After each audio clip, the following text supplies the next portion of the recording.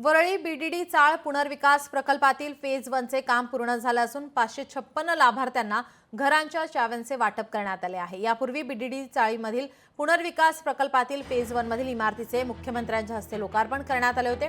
त्यानंतर मुख्यमंत्री आणि दोन्ही उपमुख्यमंत्र्यांनी पुनर्विकास प्रकल्पातील घरांची पाहणी केली आणि आज त्या घराच्या चावीचं वाटप हे करण्यात आलेलं आहे।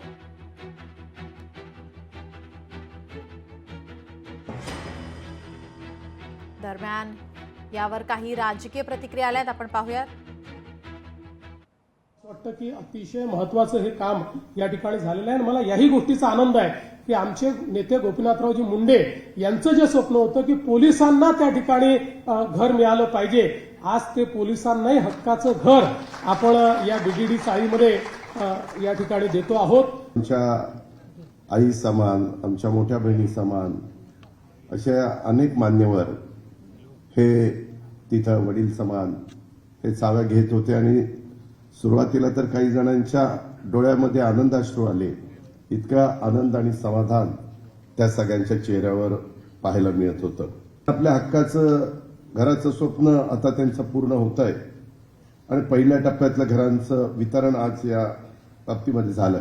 जसं बीडीडी चाळीचं स्वप्न पूर्ण झालं, मी माझ्या मुख्यमंत्री उपमुख्यमंत्री या सगळ्यांच्या साक्षीनं सांगतो, काही वर्षांनी धारावीचं स्वप्न देखील असंच पूर्ण होणार आहे आणि ते महायुतीचं सरकार करूनच दाखवणार। कुणी काही म्हणो, परंतु ते पूर्ण करून दाखवणार।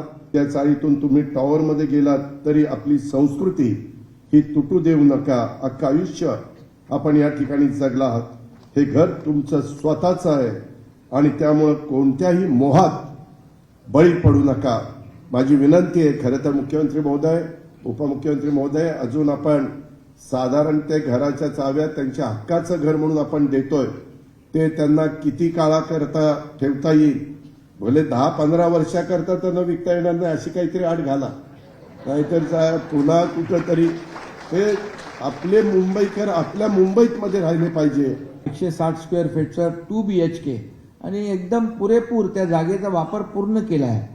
आर्किटेक्ट जे आहेत त्यांनी देखील त्यांचे अभिनंदन केलं पाहिजे की पूर्णपणे एक इंच जागेचा वापर आपल्याला वापरण्यासाठी केला आहे। चांगल्या क्वालिटीचं काम या ठिकाणी केलेलं आहे खऱ्या अर्थाने आणि म्हणूनच मोडकळीस आलेल्या या चाळीमधून आज आपण मोठ्या टॉवरमध्ये जात आहे।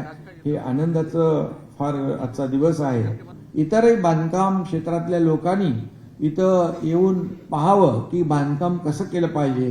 क्वालिटी बांधकाम केलेलं आहे, चांगल्या उत्तम दर्जाचं बांधकाम केलेलं आहे। चांगली गोष्ट आहे स्वतःच्या घरात जाणं आणि तेही मोठ्या घरात जाणं, तेही मुंबईत जाणं, मला असं वाटतं खूप चांगली गोष्ट।